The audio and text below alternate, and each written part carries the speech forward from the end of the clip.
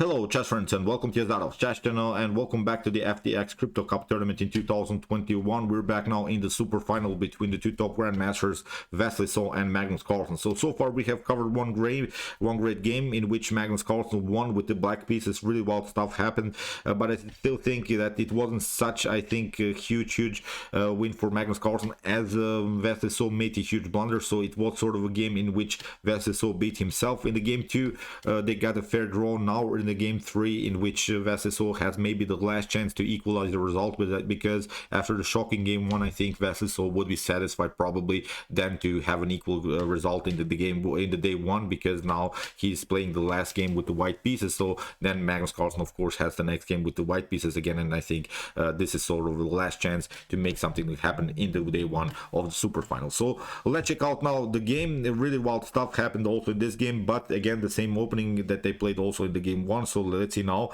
E4 here played by Wesley. So we have E5 by Magnus, knight to F3, knight to C6. We have bishop to C4, and again Magnus plays now this Gioco piano. We have the Italian game on the board.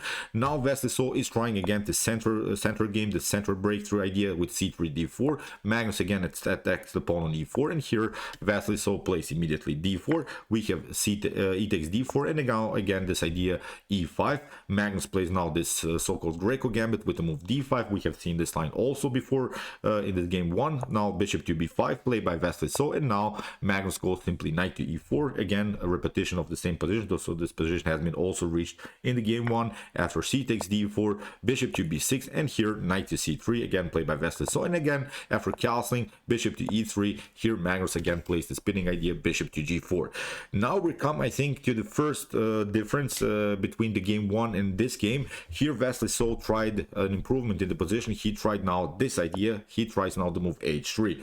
Magnus Carlsen of course stays on this diagonal. He wants to provoke now Wesley to play the move G4. If that happens of course then you weaken the pawn structure somehow too much. The knight will be then after bishop to G6. Let's see, G4, bishop to G6. Still this knight is very well protected, so it's nothing dramatically going on here for black. Black has still a solid bishop here on G6, a solid knight on E4, but you have now I think problems for white where to castle. Kingside is not so good.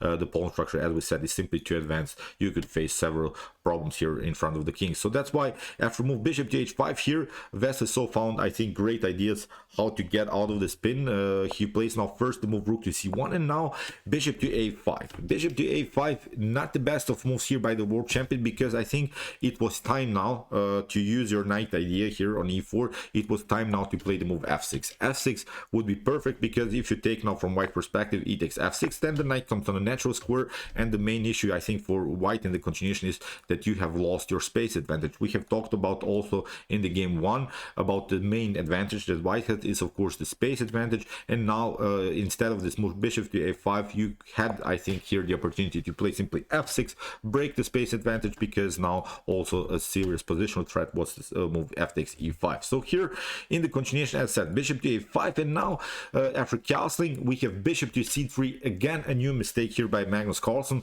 Not so good to take out this knight here, because you want to take out this knight with the knight. Why do you want to do that? Because we have to notice I think here that the knight on E4 is a little bit paralyzed. So this knight doesn't have good squares. The G5 is already taken by the bishop and knight's activity, so you cannot jump there.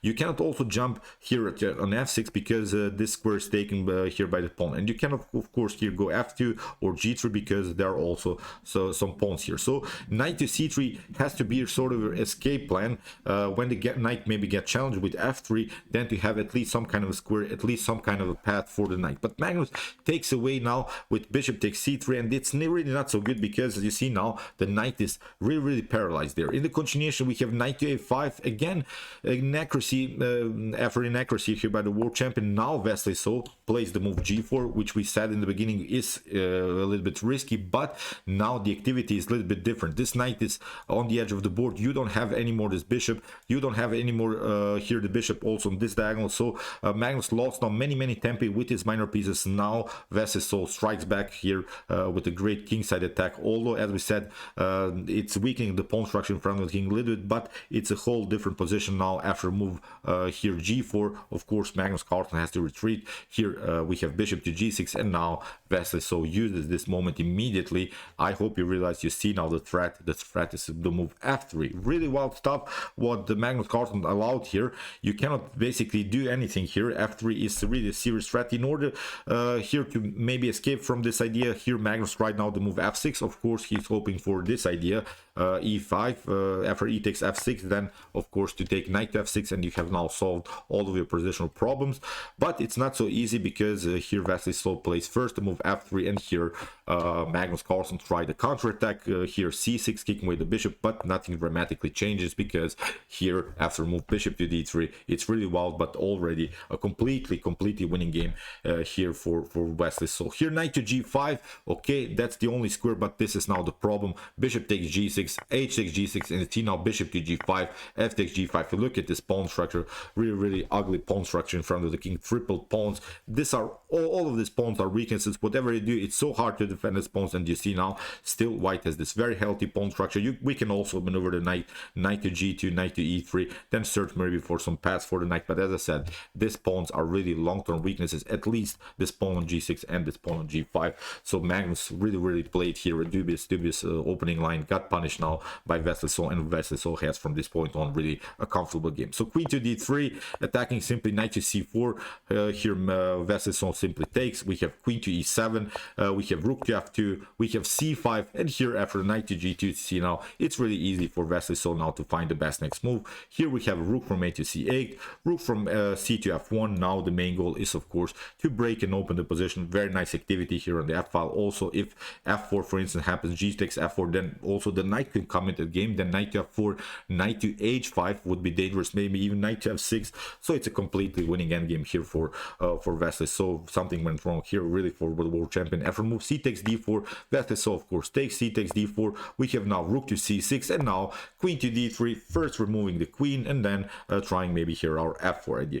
And here Magnus plays now, of course he has a bad position. He has played now, and again another bad move, rook to a6, but there's simply no good move here for black. Rook to a6, it seems like a dangerous idea, maybe with some ideas to play rook to a3, but it's simply too weak, because we can play simply f4, advance our pawn, and here black is strategically lost. So after move rook to a6, of course here as we said f4, rook to a6, it seems like a dangerous idea, but again Wesley so has this idea, queen to g6, rook takes h3, but now f5, great move here by Wesley. We have king to h8, nothing better here also for Magnus Carlsen. These two advanced pawns are simply too much to handle here. f6, breaking the position, g takes f6, e takes f6, queen to h7, and here queen to g7. In this position Magnus Carlsen resigned. You have to take, of course, queen to g7, f takes g7 comes with check, and then you lose the rook and it's game over. Really wild stuff what happened here. I'm not sure what's going on with the world champion. Deserved win here now for Wesley so.